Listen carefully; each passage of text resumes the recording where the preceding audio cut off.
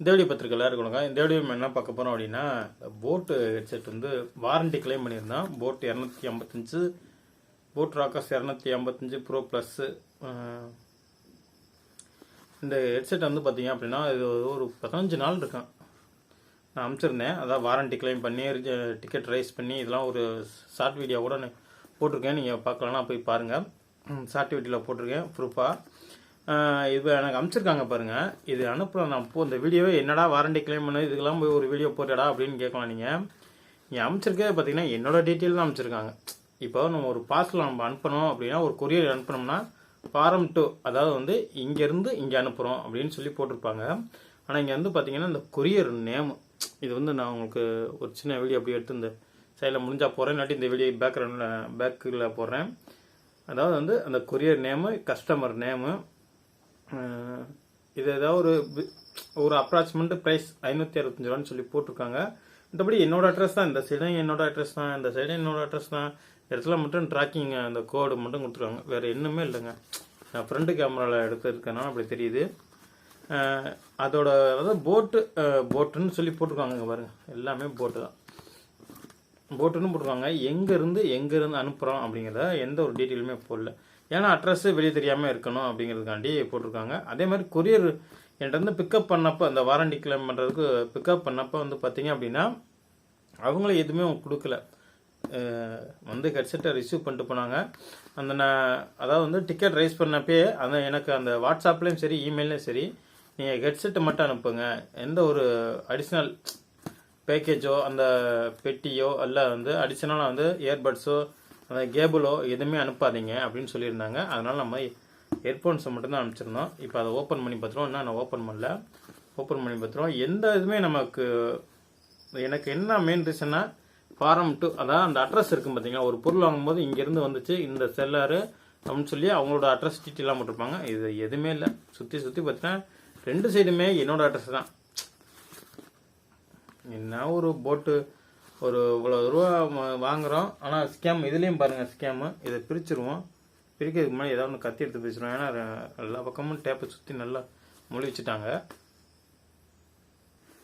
ஆனால் இப்படி ஒரு நிறுவனத்தை எங்கேயுமே பார்க்கல. அவ்வளோ செக்யூர்னு நினைக்கிறேன். செக்யூர் இல்லை, இதெல்லாம் பித்தலான்ட்டா வேலை.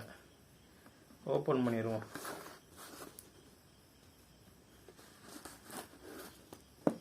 ஏன்னா நான் அனுப்பின பெட்டினேன். நான் பெட்டியில் அனுப்பலை, வெறும் ஹெட்செட் மட்டும் தான் கொடுத்துருந்தேன்.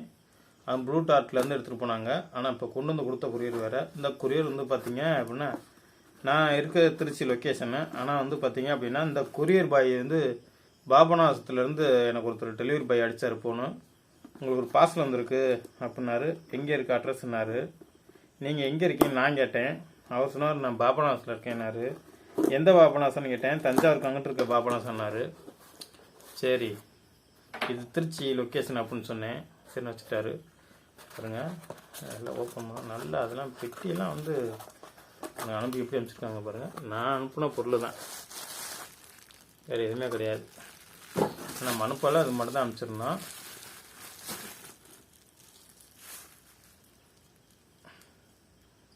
இது என்ன ஒரு ஃபால்ட் அப்படின்னா, ஏதோ ஆட்டோமேட்டிக்காக கனெக்ட் ஆகுது. ஒரு சில நேரத்தில் 10 நிமிஷத்தில் வந்து பார்த்தீங்க அப்படின்னா போட் ராக்கர்ஸ் அப்படின்னு சொல்லிட்டு ஏதாவது ஒன்று இங்கிலீஷில் பேசுது, நிறுவனர்னுக்கிட்டு கத்திட்டு ஆகுது. ஆனால் நம்ம ஒன்று ஆடியோ கேட்டுருந்தோம்னா அது கேட்க மாட்டேங்குது அப்படின்னு சொல்லிட்டு இந்த ஒரு எரர் ரொம்ப நாளாக இருக்குதுன்னு சொல்லி தான் நான் அவங்களுக்கு மெயில் பண்ணியிருந்தேன், டிக்கெட் ரைஸ் பண்ணியிருந்தேன். ஆனால் எந்த ஒரு ப்ராப்ளம் இல்லைன்னு சொல்லிட்டு சேம் இதையே கொடுத்துட்டாங்க. முதல்ல ரீப்ளேமெண்ட்டு சொல்கிறேன்னு, ரீப்ளேமெண்ட் உங்களோட பொருள் ஃபால்ட் இருந்துச்சுன்னா நாங்கள் ரீப்ளேமெண்ட் தரேன்னு சொன்னாங்க. ஆனால் ரீப்ளேமெண்ட்லாம் தரல. ஏன்னா எனக்கு அதே பொருள் வந்து ஒரு ஃபால்ட் இல்லைன்னு சொல்லி அனுப்பிச்சாங்க.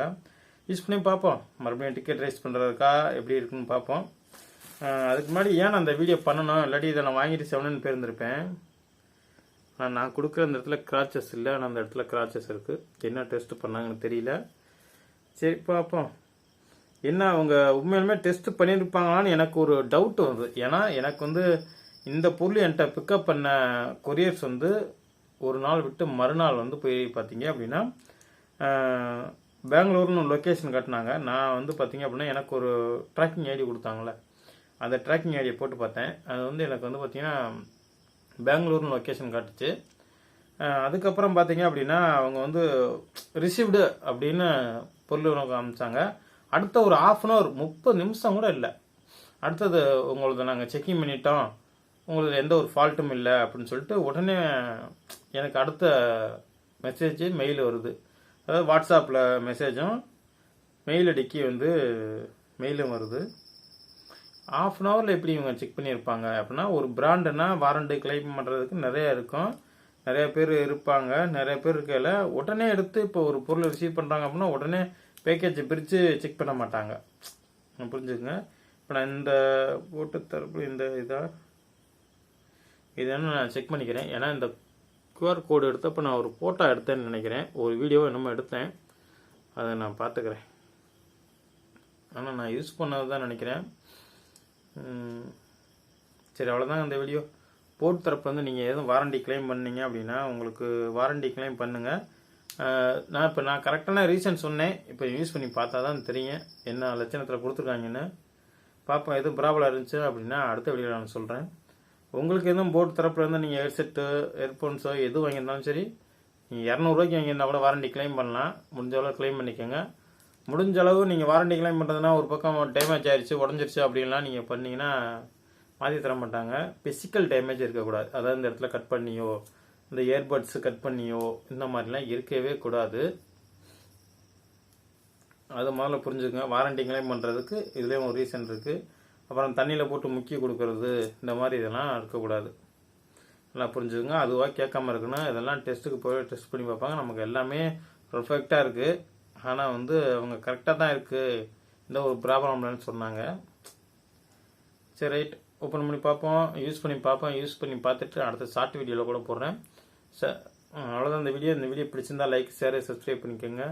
இந்த வீடியோ பண்ணோன்னே இல்லை, பெரிய ஸ்கேமாக இருக்காங்க இப்போ எல்லாம். பார்த்தீங்கன்னா ₹1 இல்லைங்க, யார் எடுத்தாலும் ஸ்கேமு. நம்ம இருக்கிற ஓட்டுக்கு கூட காசு கொடுக்குறாங்கன்னு பார்த்தா எதை தொட்டாலுமே லஞ்சம். இங்கிட்ட புந்தா நம்ம வாழ்க்கையில் அன்றாடம் இருக்கிற வாழ்கிறதுக்கே நம்ம லஞ்சம் கொடுத்தா வாழ வேண்டியதாக இருக்குது.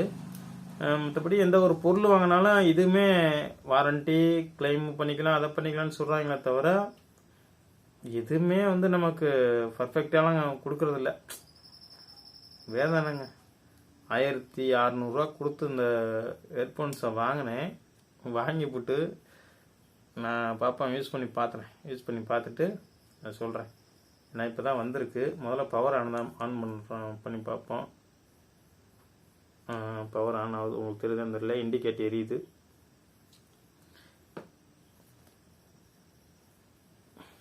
அவ்வளோதானே, போட்டு மாலையை போட்டுக்குவோம்.